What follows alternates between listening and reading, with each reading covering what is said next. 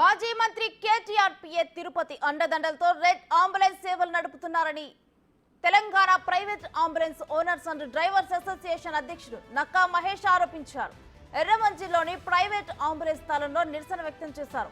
Red అంబులెన్స్ల దోపిడీని వెంటనే నిలుపుదల చేయాలని డిమాండ్ చేశారు.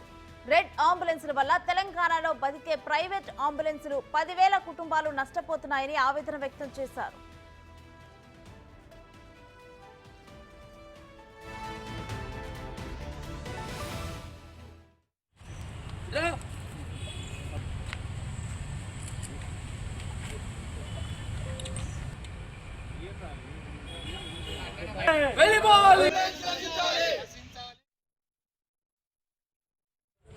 తెలంగాణ ప్రైవేట్ అంబులెన్స్ అసోసియేషన్ రాష్ట్ర అధ్యక్షుడిని ఈరోజు ప్రధానంగా ప్రెస్ మీట్ పెట్టడం కారణం హైదరాబాద్లో ఉన్న ప్రైవేటు అంబులెన్స్ల మీద దోపిడీ చాలా పెద్ద జరుగుతుంది.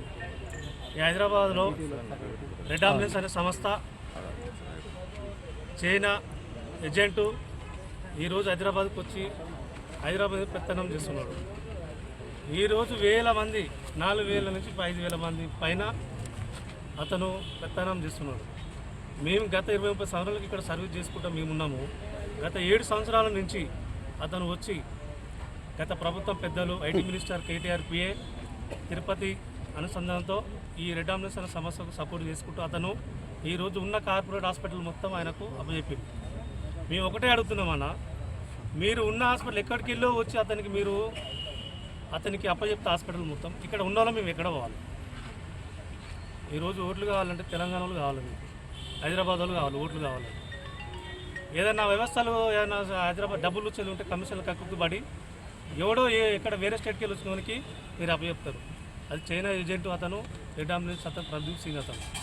ఇక్కడ సరే మాకు ఎక్కడ హాస్పిటల్లో కిరాయిలు వస్తలేవు. గత 3-4 సంవత్సరాలకి వెళ్ళి కిరాయిలు లేక చాలా ఇబ్బంది పడుతుంది.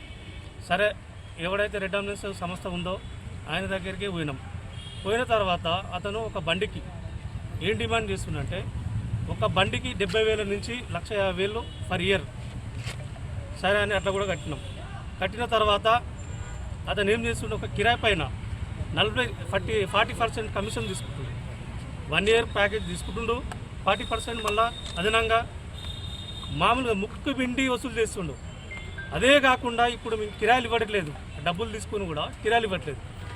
మేము మా యూనియన్ తరఫునకి వెళ్ళి మా సభ్యులు నేను అందరం కలిసి అతను పోయి అడిగితే మీరు ఇవ్వని చెప్పుకున్నా నాకు భయం లేదు, ఇవ్వని చెప్పుకుంటే చెప్పుకోండి, ఏం చేసుకుంటే చెప్పుకోండి ఆయన ఒకటే అంటూ.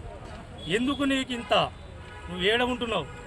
ఇది పంజాబ్ కాదు, తెలంగాణ రాష్ట్రం. తెలంగాణ తెచ్చుకుని దేనికోసం మేము. ఇక ఇదే అంశానికి సంబంధించిన డీటెయిల్స్ మా అసోసియేట్ ఇన్పుట్ ఎడిటర్ నగేష్ని అడిగి తెలుసుకుందాం. నగేష్, కేటీఆర్ పిఏ తిరుపతి అండతో నడుస్తున్న ఈ రెడ్ అంబులెన్స్ల అంశం గురించి డీటెయిల్స్ ఏంటి?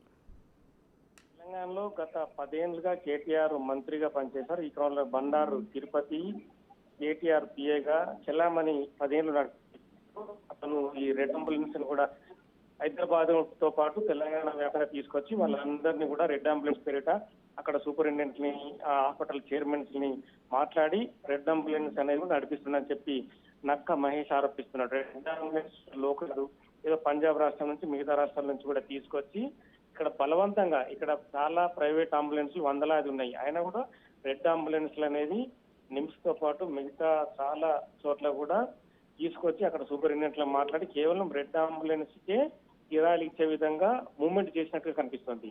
అందులో బండారు తిరుపతికి కూడా దాదాపు 40% కమిషన్ కూడా రెడ్ అంబులెన్స్ ఓనర్ ఇస్తున్నట్టుగా నక్కా మహేష్ ఆరోపిస్తున్నాడు. కేవలం రెడ్ అంబులెన్స్లే తెలంగాణలో నడిస్తే మా ప్రైవేట్ అంబులెన్స్ల పరిస్థితి ఏంటి? గత 10 ఏళ్ల కాలంగా ఇదే నడుస్తుంది. ఇప్పుడు కూడా కాంగ్రెస్ ప్రభుత్వం మారిన తర్వాత కూడా రెడ్ అంబులెన్స్ల ప్రమేయం ఏంటి? పక్క రాష్ట్రాల నుంచి తీసుకొచ్చి తెలంగాణ రాష్ట్రంలో నడపడమని చెప్పి మీరు డిమాండ్ చేస్తున్నారు. మరి తెలంగాణ రాష్ట్రంలో ఉద్యమాలు చేసిన మాంద్రి పరిస్థితి ఏంటి? మా పొట్టగొట్టి రెడ్ అంబులెన్స్లని నడిపిస్తున్నారు. రెడ్ అంబులెన్స్ యజమాని దగ్గరికి వెళ్ళినా కూడా ఎవరితో చెప్పుకోండి, ఖచ్చితంగా రెడ్ అంబులెన్స్లు నడిపిస్తామని చెప్తున్నారు. ఇప్పటికే ప్రైవేట్ అంబులెన్స్లు తెలంగాణ వ్యాప్తంగా కూడా చాలా చోట్ల నడవని పరిస్థితి, దయనీయ పరిస్థితి ఉంది. కేవలం అధికారులతో మాట్లాడుకొని రెడ్ అంబులెన్స్లకే కిరాయి వచ్చే విధంగా ఒక ప్లాన్ చేశారు. ఈ కుట్రను ఖచ్చితంగా భగ్నం చేయాలి. అవసరమైతే తాము ముఖ్యమంత్రి రేవంత్ రెడ్డిని కలుస్తాం, ఆరోగ్య వైద్య శాఖ మంత్రి దామోదర్ రాజనరసింహ కూడా కంప్లైంట్ చేసి రెడ్ అంబులెన్స్ తెలంగాణ వ్యాప్తంగా ఇక్కడ నుంచి వెళ్లిపోయే విధంగా ఖచ్చితంగా పోరాటం చేస్తూ ఉంటున్నారు.